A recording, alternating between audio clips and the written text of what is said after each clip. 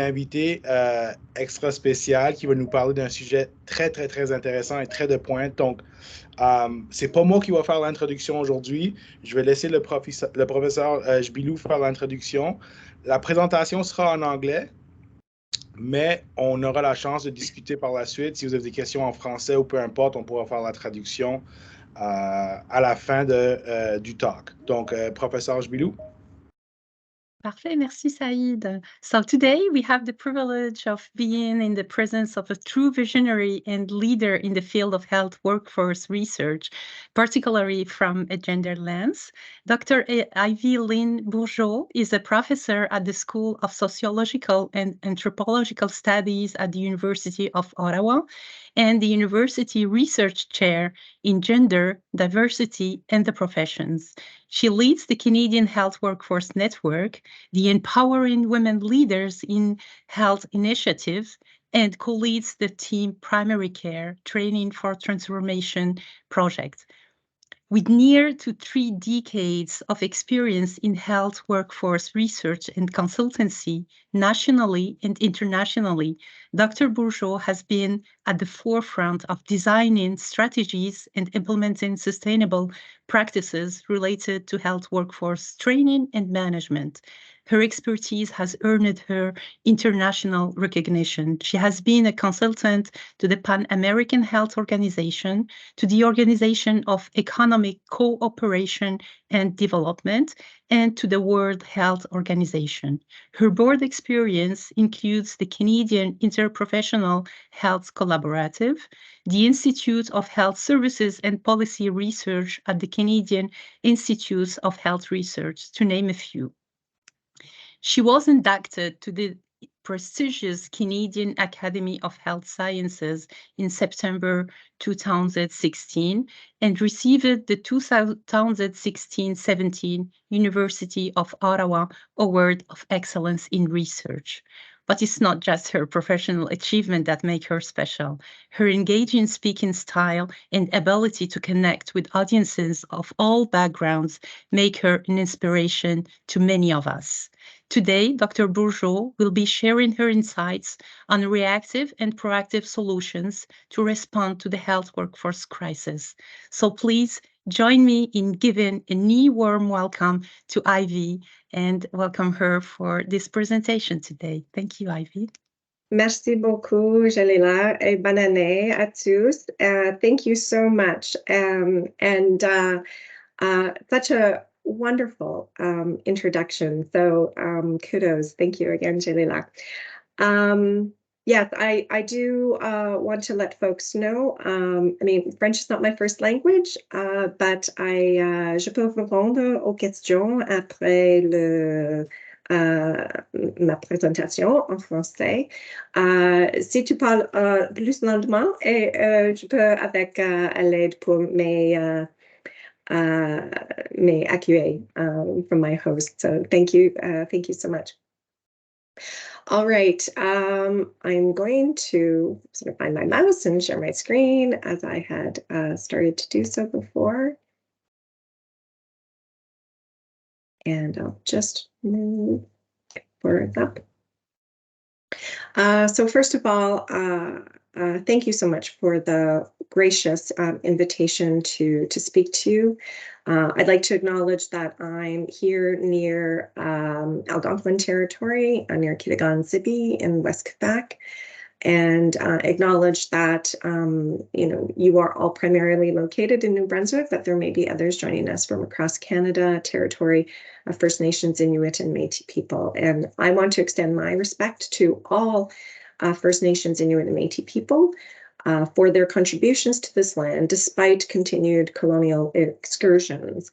As a settler initially from Treaty 6 territory, I recognize that these land acknowledgements are only one small part of dismantling and disrupting the erasure of Indigenous people, dismantling the legacy of colonial structures and processes that continue to this day. And I take this opportunity to affirm my commitment to the calls to action from the Truth and Reconciliation Commission, particularly calls 18 through 23.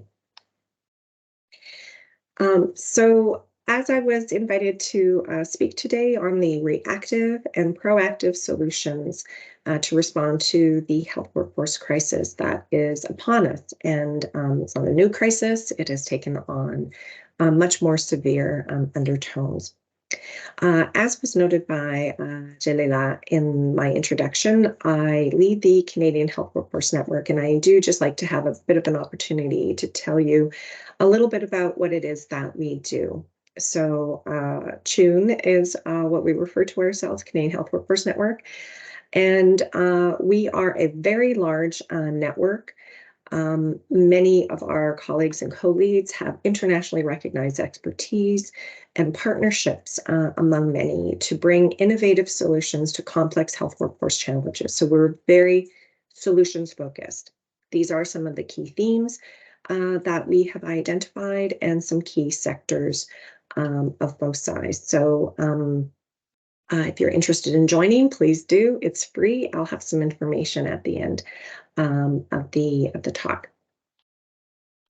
So borrowing a device from a colleague of mine, she said, sometimes people really just like to have the entire presentation in one slide.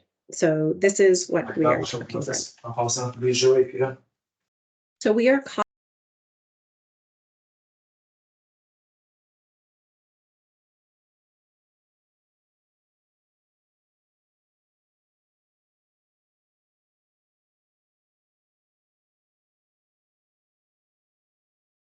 Dr. Bourgeault, I believe your mic is on mute.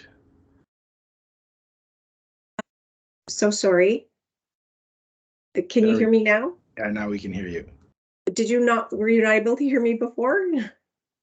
Probably the last, we heard that slide. It was the start of the next slide that I went on. Okay. Okay. I will make sure that I am not muted. Okay. Thank you. Thank you for letting me know. So this is what I'll be referring to in the talk in one slide. I'll refer to the vicious cycle of work overload, burnout, and attrition that we are caught in for the health workforce and how this has critical population health impacts. And that gender impacts this vicious cycle and needs to be explicitly considered in the reactive and proactive solutions that we're going to be talking about today. And that this integrated set of solutions should include embedded evaluation in order to know whether or not we're doing the right thing. So to inform policy course correction, but it also helps us to build capacity in health workforce evaluation. And Canada has critical untapped resources that should be leveraged. Like we talk about how Canada is a country of pilot studies and, leading practices, and we really can no longer afford to not spread and scale those innovative solutions. So let's start first with the problem. And I'm a sociologist, and sociologists, like to, dissect problems, right? And so I'm a bit of a different sociologist because we're going to talk mainly about the solutions. But if we don't clearly understand what the problems are, then we don't know how to really appropriately target the solutions.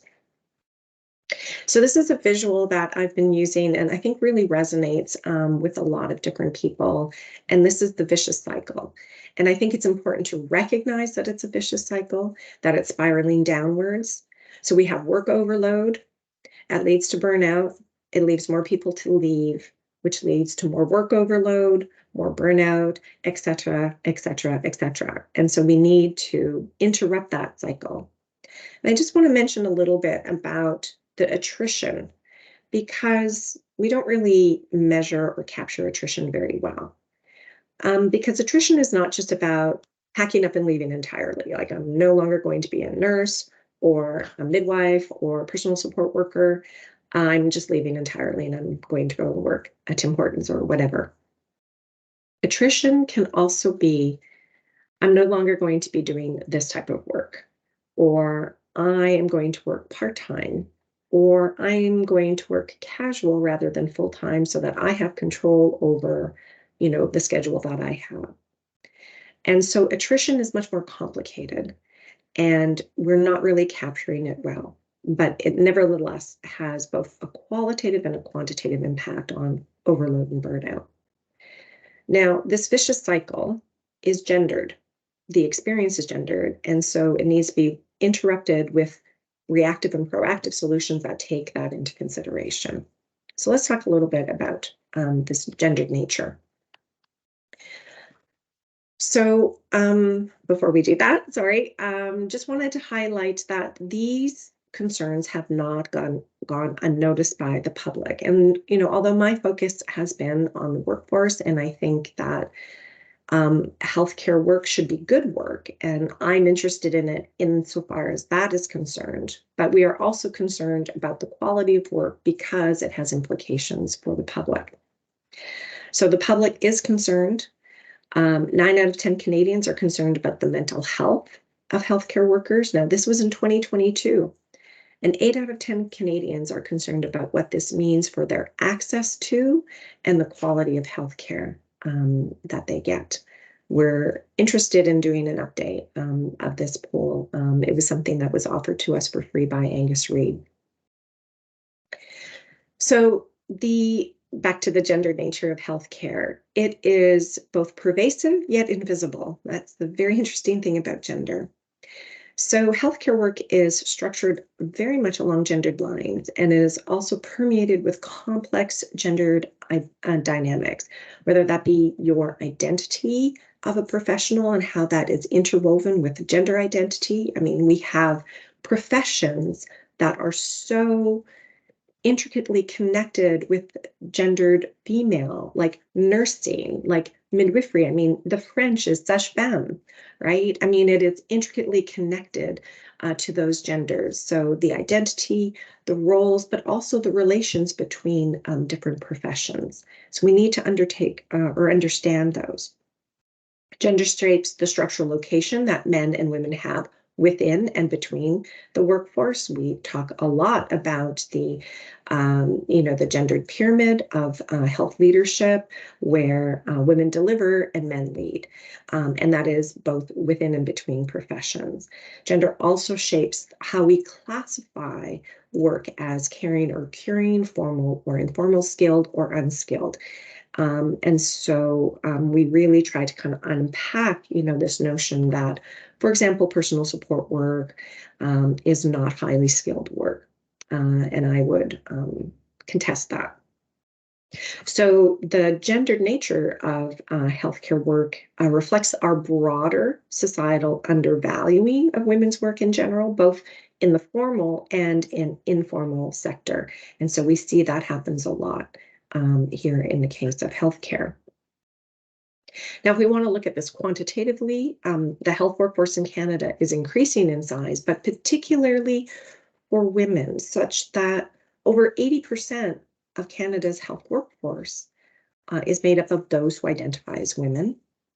That is larger than the international average, which is 70%. So we have a particularly highly feminized workforce in Canada. So the workforce is increasing. So the general labor force is in red, green and yellow is the health workforce.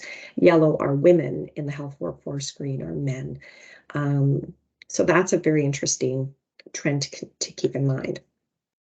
But this increasing what we call feminization is not evenly distributed, right? If we look at, there are still an increasing number of women, for example, in dentistry between 1987 and 2016, women in general practice and specialty medicine and psychology, social work.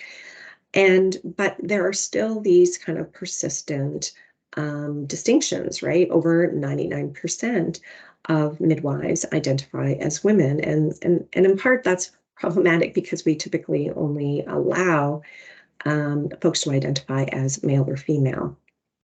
99% of dental assistants and dental hygienists, dietitians, genetic counselors. So these are like the top 5 most gendered female health worker cadres.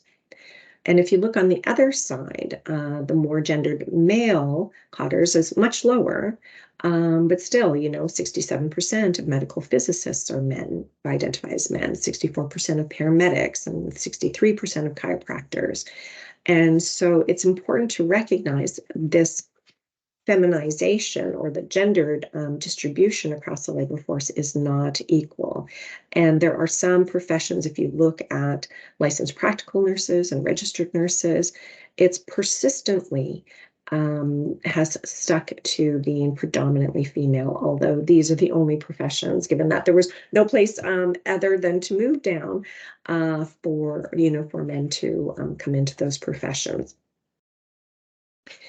So gender implications implications for service capacity. So getting back to, the vicious cycle and the capacity issues, but so does age. So if we look at data for physicians, and these are older data, but these trends are still very, very persistent, that in family medicine and medical specialties and surgical specialties, men average higher full-time equivalents, using methodology that they created than women. So that has implications. But we also need to take into consideration age, because when you adjust for age and sex, this is some data that came out just last year from my colleague Arthur Sweetman and others that look at average hours, so not just billings. So this is like very, very accurate data in terms of the number of hours that physicians work. And you can see that the trend over time has been to come down. So we need to take, what we refer to in sort of feminist literature, an intersectional approach that takes into consideration gender and age, and ideally other forms of identity, such as racialization or Indigenous identity, but for which we collect almost zero data. And so we are really behind in terms of that. So part of the explanation for this differential by gender in terms of amount of hours worked in the formal sector is because of what's happening in the informal sector, unpaid care work at home. And this one infographic is from the Gender Equity Hub of the Global Health Workforce Network of the WHO and Women in Global Health.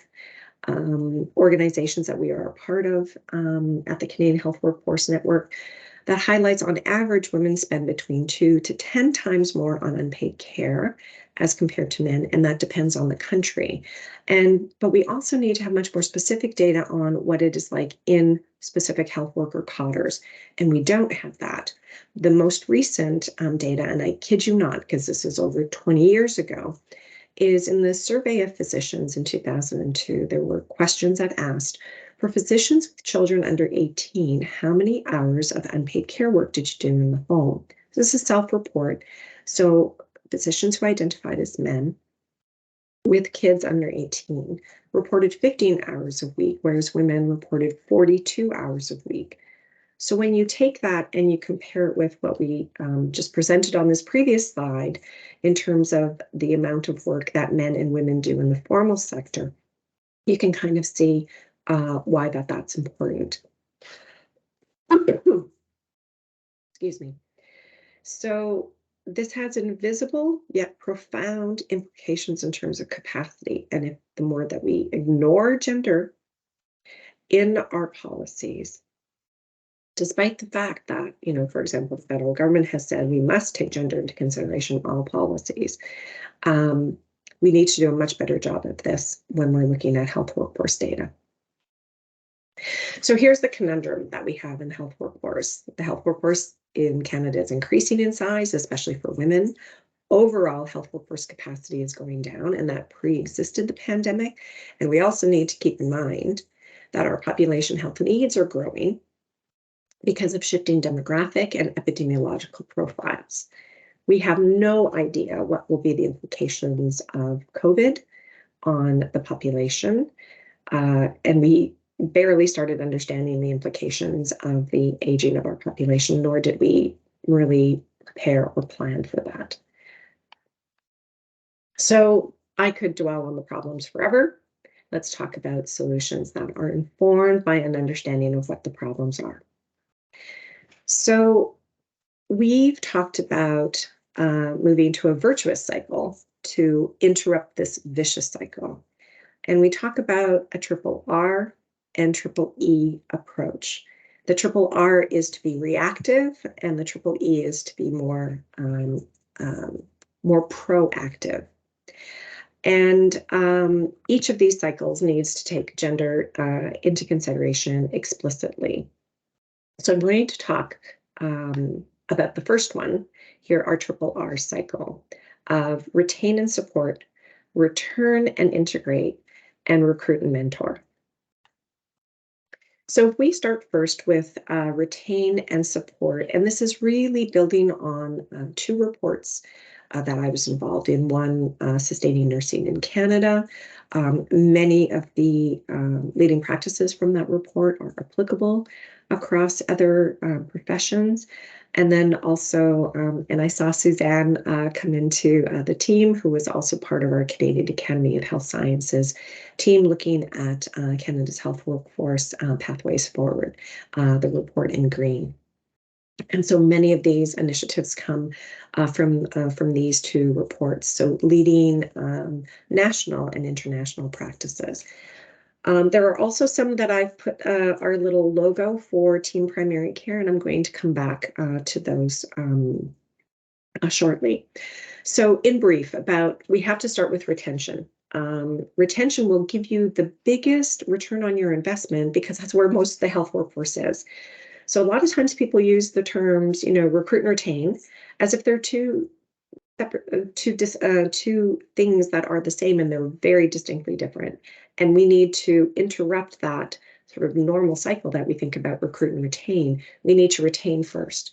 It has the greatest return on our investment. So we need to have a rebalance and redistribution of workloads, and that in part is through increasing the optimization of scopes of practice collaboratively through integrated models of care. And we're looking at how best to do that in the context of primary care. We need to improve and harmonize wages and benefits. Otherwise, you're going to be robbing Peter to pay Paul kind of thing. So you need to have pay equity across settings and practitioners. And of course, for any pay equity considerations, we need to take gender into consideration.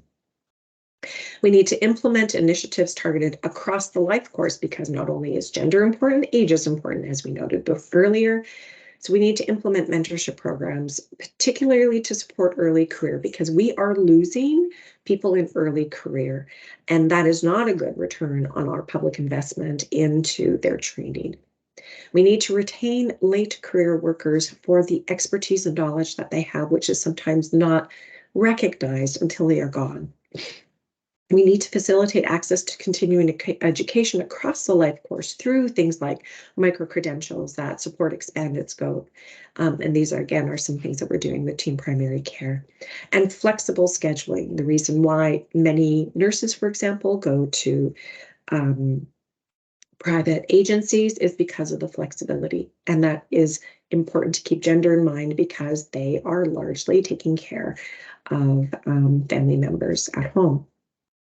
We need to foster safer and more supportive and equitable work environments. We need to address attrition due to injuries, which is very, very high in health workforce, and other exposures. I would strongly encourage, from the 2019 recommendation from the House of Commons Standing Committee that looked at this, a public education campaign to address violence, bullying, and harassment of the health workforce. It is inexcusable, unacceptable, and we all need to be a part of that. And we need to implement psychological health and safety in the workplace standard to become part of the culture of healthcare. Our second step is to return people who have left, return and integrate. And this is a completely invisible step when you talk about recruit and retain. So we need to return health professionals, particularly to the public sector. And this is not just nurses. There has been a massive migration of mental health and substance use health workers to the private sector. And we have increasing needs for mental health and substance use health. So, for example, initiating a public agency of sorts of mobile health workers and regulating the, Wild West that there is of private sector agencies. We need to return recent leavers and early retirees in a way that enables them to stay in the system such as flexible return to work programs. Again, keeping in mind that most workers are women. Many women have children, and we lose a lot of people to childcare because we haven't sort of been paying attention explicitly to this. So we need some kind of bridging, mentorship, and preceptor supports as return to work strategies. And we need also to return to work those who are here with international training and experience, internationally educated health workers who are here in Canada. There's been a lot of work to streamline registration processes, facilitate their employment and integration, and to sustain bridging programs that are incredibly vulnerable. And again, there are some amazing projects in Team Primary Care doing that. And then in the recruit and mentor, we need to strategically expand domestic training programs, increasing seats in local training programs to address underrepresentation, but we also need to increase faculty capacity because someone needs to be there to train. We need to diversify the workforce through targeted recruitment strategies, forming partnerships with Indigenous, Black, and other organizations, and implement more holistic admission reviews and expand French delivered programs. That is also part of equity issues initiatives, and we've been working a lot with Société Santé en Français in support of that.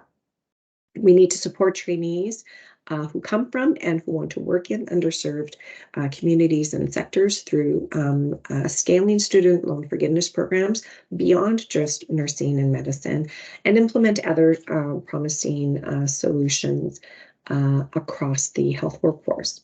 So those are our RRR. Because we need to be reminded of guiding principles of the 2010 Code of Practice on International Recruitment of Health Personnel that Canada signed on to, which includes the following principles of discouraging active recruitment, but also encouraging countries to strengthen their own health workforce data gathering and planning. And those are areas that I have really dedicated ourselves at the Canadian Health Workforce Network to developing some leading practices in that regard. And this really speaks to the priority pathways that came out of the Canadian Academy of Health Sciences, supporting the development of successful and fulfilled Indigenous healthcare learners and practitioners. We started off with that chapter, supporting community engagement as a foundation for rural and remote recruitment and retention strategies, creating safe, just, and healthy and equitable workplaces that have diverse and representative workforces, transforming care through optimized scopes of practice within team-based models of care, supported appropriately by technology and aligned incentives, and embedding a culture of health workforce planning supported by enhanced data and decision-making tools. So this is really based on internationally recognized policy levers to increase health workforce capacity. So we need to increase numbers within the existing cadres of health workers. We need to increase flexibility within and across health workers, and we need to support all health workers. So this is some of the work that we're doing with Team Primary Care, because ultimately we're trying to enhance the capacity of interprofessional comprehensive primary care practitioners working in teams through targeted training, retaining, and planning tools. So there we go. So this is funding that we have for another 80 days until the end of March 31st from Employment and Social Development Canada, and with a co-leadership between the College of Family Physicians of Canada and the Canadian Health Workforce Network. And we've embedded this model to increase capacity through a variety of different comprehensive primary care practitioners, through educational program expansion, supporting scope expansion, increasing the different types of supports that we need for practitioners embedded in teams, such as psychological health and safety, truth and reconciliation, equity, diversity, inclusion, and interprofessionalism, and expedited employment pathways for internationally educated and Indigenous health workers, and particularly those who are in rural and remote areas through these work-integrated learning projects. So I'm going to go through 3 slides talking about our targeted training, retaining, and planning tools that we are developing. So the Canadian Health Workforce Network leads the interprofessional collaborative table which looks like this. So it's a forum to share and align curricula across 20 plus practitioner groups to advance comprehensive primary care, enhancing the knowledge of each other's roles and contributions. And the first and foremost is to learn about what each other can contribute from and with. There's a remarkable level of ignorance about what everybody can contribute. So we need an all hands on deck approach. Therefore, we need to know what everybody can do on that deck. So that's part of the training that we're working on. On the retaining, our Canadian Health Workforce Network is working in partnership with a number of different organizations, including the Mental Health Commission of Canada, to curate a burnout toolkit. So with clinical and organizational partnerships to support health workers working together. So we've got a toolkit and we're adapting it to different clinical settings. So this is beyond just primary care, some of which is focused on particular practitioners. So we've done some work in partnership with the Canadian Pharmacist Association to see what from the toolkit is quite relevant for pharmacists. And we're working with different types of organizations locally to figure out how best to adapt that. The Canadian Health Workforce Network is also co-developing an integrated planning toolkit in partnership with local service delivery planners. And so this is work that predated Team Primary Care, but phase 3 is what we've been working on extensively. And this is focused on interprofessional primary care workforce planning in the context of Toronto, but it's interprofessional. So it's focused on many of the partners that we have around the table for whom we have data. And I've been really pleased to see some of the feedback that we've received from our local planners who've said we now have a plan of how we can float primary care and get more capacity. Thank you so much for this toolkit. It certainly raised our capability to do planning in primary care, and that the work is not just useful, it's vital to keeping the system alive. This approach is 100% transferable. We had a conversation just 2 nights ago with folks in Quebec, and this toolkit is also being adapted in Alberta. So happy to have conversations with folks in New Brunswick. And the next steps are to showcase our progress to date. So please earmark those dates, the 22nd and 23rd of February, where you will get to know in a very concentrated period of time the amazing work that is done across 40 different projects that will be coming to a close soon, but we are hoping that this will lead to other things that's all still in progress. So registration will be opening soon. There will be simultaneous interpretation. I pushed really strongly for that. It'll be online and in person.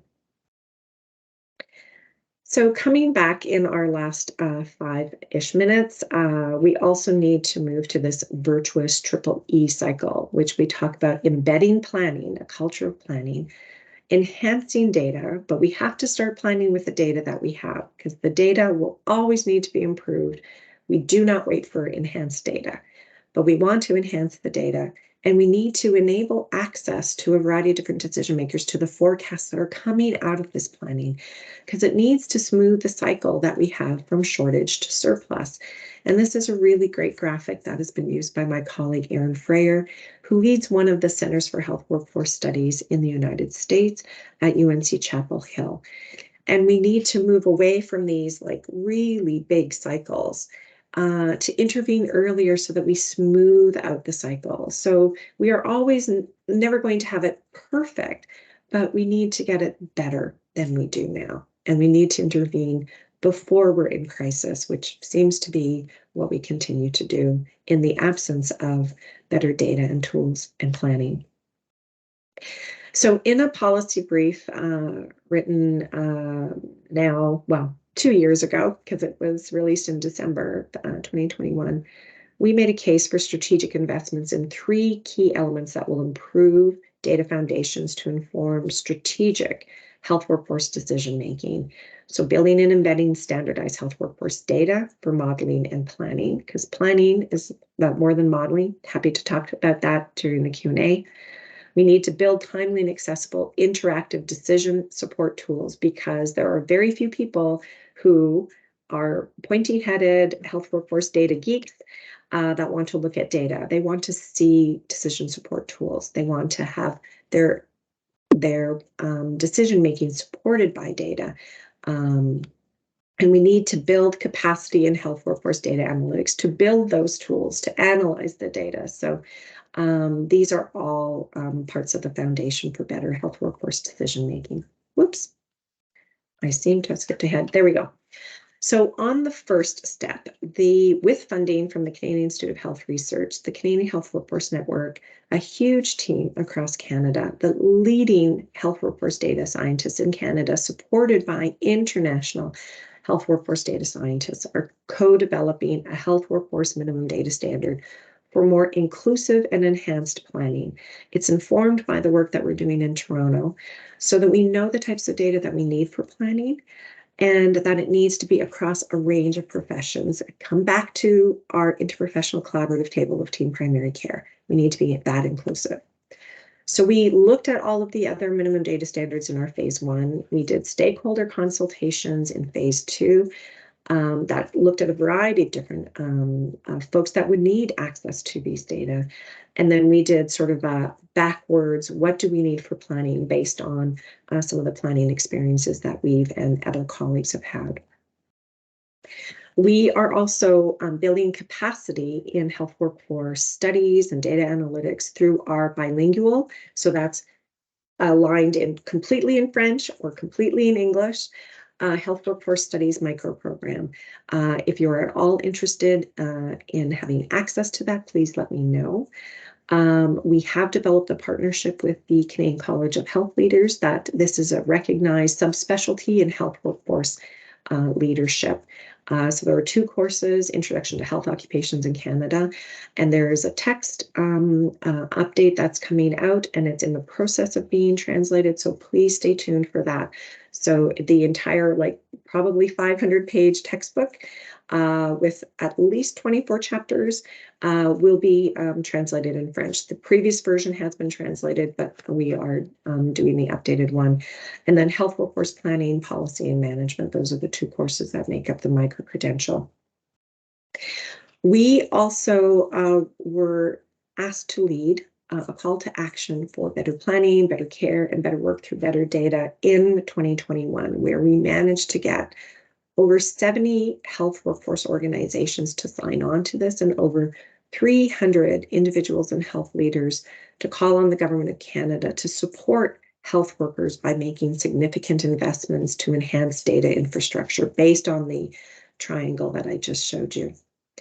We were based that argument that the workforce accounts for more than 10% of all employed Canadians, over 2/3 of healthcare spending, which really constitutes 8% of Canada's GDP.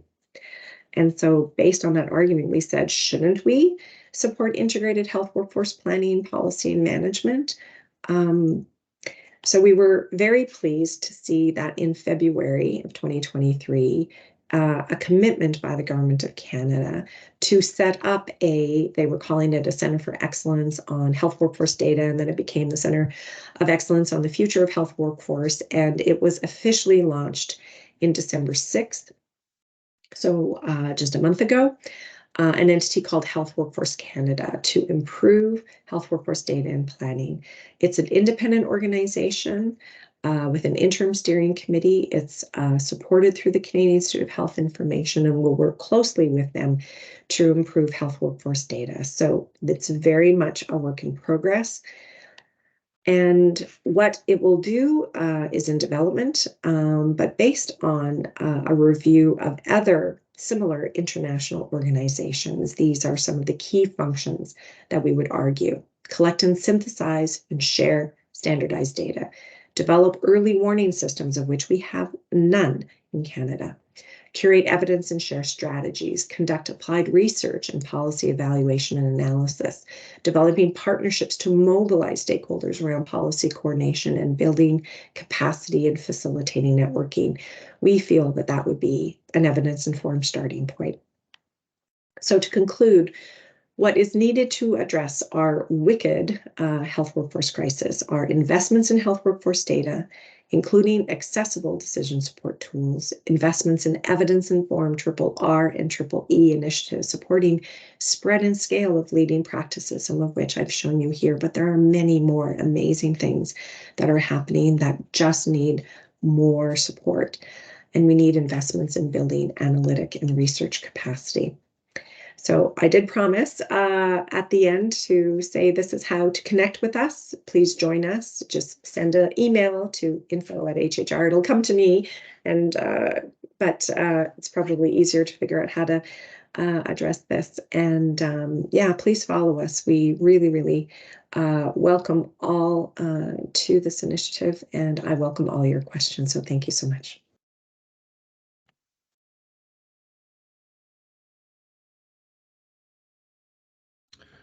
Wonderful, Dr. Bourgeault. Thank you very much for that great talk. I'm now going to open the floor up for questions. Si vous avez des questions, vous pouvez les poser en français ou en anglais. Et j'ouvre la période de questions. Des questions, des commentaires, etc.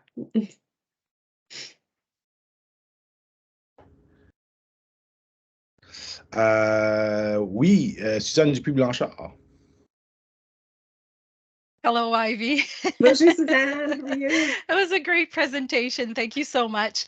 I just want, it's more of a comment than a question, actually. And I just wanted to say how happy that I am that you spoke about the Healthcare Workforce Canada organization and that structure that's been put in place, because I remember with the work that we did together at that time, we were commenting on how we do not have data on the health human resources, either what's available, what's missing, in which sector and whatnot. So I certainly hope that creating that organization will be able to illuminate us and inform us of where, well, we know that it's missing everywhere, but where's the crisis maybe more pronounced or what we can do. So really happy for that and just wanted to comment on that.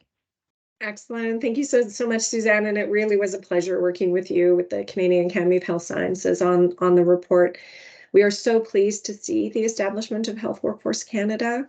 It will take all of us to continue to put pressure on the organization, to support the organization, to do what needs to be done. And I'm very confident that we can, because the crisis is upon us, and that we can be very pragmatic and strategic about avoiding concerns around federal provincial jurisdiction, to say that the role of a Health Workforce Canada is, to provide standardized tools and approaches that will be applied locally. And the analogy that I use is that, we build houses in our communities, but we build those houses knowing that the 2x4s are standard 2x4s, and that the drywall is 4x8, and that our hammers, and our brad nailers, like all of those things are standardized tools, but we apply them locally because we may have, a setting that is uneven, and so we have to create a backsplit, type of house. And I think the more that we say standardized tools that will be applied locally are the important approach. And so if we can give a safe and really important path for Health Workforce Canada, that we can avoid some of the politics, because let's be really honest, when they say health politics is the third rail of policy, that's because of the health workforce, right? It's the third rail of the third rail of politics. And so I think that we've had so many conversations with stakeholders, and that when I present it in that way to folks in the provinces and territories, I think it resonates with them. Yes, that would be great. We need to do this. We need to create a local plan, because even the scope of practice, as you know, when we were doing that, even the scopes of practice changes from Newfoundland to Nunavut to Alberta, Quebec. It will be very distinct. And so the more that we have standardized tools, I think the better our approaches will be locally. Yeah. So those are some learnings. Thank you so much, Suzanne.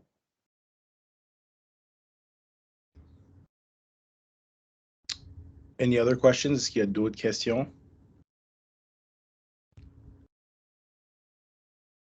I think we have a shy crowd today.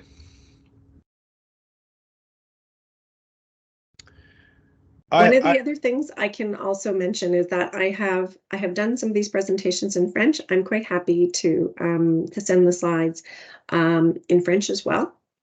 Yeah, and please feel free if you want to ask your question in French or you want to provide a commentary in French. I will understand most of what you say. So please don't feel that you have to ask in English. Jalila. Yes, thank you very much, Ivy, for this great presentation. And also thank you for mentioning all the great work you did with the Société Santé en Français. We were really proud to collaborate on this project with you and having your insights on the Francophone workforce. My question is related to immigrant and internationally trained health professionals. I know that for physicians, there are more differences compared to other professions and regulated professions especially. But we are doing a lot to train them and prepare them to integrate the health system. But there is absolutely less regarding once they are within the system, what strategies are to be put in place and how to accompany them. So is there any research done or any work done within your group around this? And then what is through the gender lens, we usually look at women and men, but there are also the LGBTQ health workforce. And what are your insights? What are your recommendations around that? Thank you. Absolutely. Thank you for those questions. And yeah, just to say, we have benefited extensively from our partnership with Société Santé en Français. It's been the inspiration for the work that we're doing on the minimum data standard. And, you know, someone who, you know, was born to Francophone parents who were told to only speak English out west, I feel a very, very strong affinity to the importance of accessing, you know, services in your language. So again, a big shout out to SSF. In regards to internationally educated health practitioners, I think it's really important to kind of really understand that there are distinct processes. There's processes around that we need to take integration, and we need to unpack it along the lines. There's achieving a license, there's integrating into practice, and those are distinct things, right? And as I mentioned, bridging programs are incredibly vulnerable.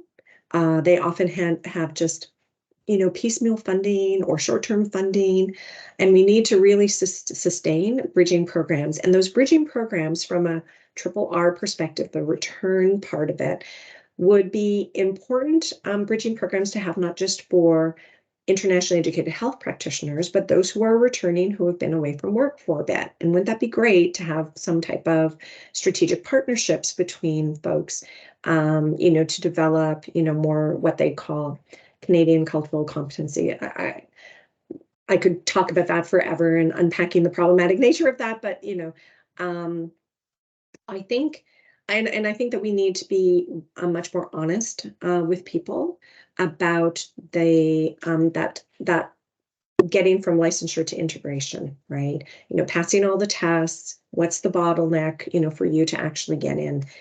And I want to mention some of the work that's being done with some of the employment agencies who are partners on teen primary care, folks like Access and HMC Connections. And there's another group that I totally forgot, and I apologize for that. They have been undertaking a variety of different sort of pathways to get internationally educated health practitioners, who could be physicians or dentists or physiotherapists or pharmacists, into work as much as possible in the context of primary care. Because we hear there's a primary care workforce shortage. We have people who have skills and who aren't able to work. This should be a win-win situation. So they are creating that. And they are doing that in some cases through an unregulated role called clinical associates. So they're not physician assistants, but they're doing these kind of clinical assistant roles, and they're creating employment partnerships with different primary care teams for some of these internationally educated health practitioners who can come in and to kind of show what it is that they could do. So I think that we need more of those. We need to spread and scale those initiatives. Like right now, our amazing partners that have been doing just the most important work will no longer have funds in 80 days. So like, why would we not sustain that type of initiative? So that's your second question about IHPs. On the issue of gender, absolutely. If all we are asking people is whether or not they identify as male or female, those are the only data that we are going to have, and we are never going to have more information than that. How do we address that? Well, we start by asking, and we start by asking in a way that doesn't sound like, male, female, or other, right? You do so in a much more respective, non-residual way. And you start asking people, so do you identify as non-binary? Do you identify as LGBTQ? Are you two-spirit? Like, you need to have some of those nuances. And yes, I know that when we first start, because we've been doing this in some of our surveys, we had a pan-Canadian survey, and we asked in a much more nuanced way about gender. And, can I tell you what the experiences are of non-gender binary midwives across Canada? No, because there's a small number, right? And I can't talk about it. However, across our entire survey, we had 65 non-binary. Well, I can tell you something about that. So what we are doing is we're trying to match that cohort with 65 folks who identify as men and 65 who identify as women, so that we will be able to compare and contrast across those groups. It gets us started. And the more that we allow people to say more than male, female, the more people that will identify, and they will see themselves in that, and we will have more information. But we have to get started someplace by asking the question. And the same thing around asking around Indigenous identity, again, respecting Indigenous data sovereignty, and asking, better questions around racialized identity. So absolutely. Thank you for asking. Thank you very much. Wonderful. I think just a really interesting conversation. I'm sure we can keep going on so many other subjects, but just for the question of time, I think we're just going to end it there. So Dr. Bourgeault, on behalf of the Centre de Formation Médicale and everyone here, I really thank you for your time. I know you were battling a cold. I also learned that you have some great skills in construction, naming off all these tools and all these things. So that's something I learned today. One of the things I've learned out of many things that you spoke about. So thank you again very much for your time. Merci encore à tout le monde ici aujourd'hui d'avoir participé à cette présentation. Gardez un œil ouvert. Le Centre de formation médicale va annoncer sa prochaine présentation sous peu. Et sur ce, je vous souhaite une belle journée. So again, thank you very much, everyone. Merci beaucoup. Bonne journée. Merci beaucoup. Thank you.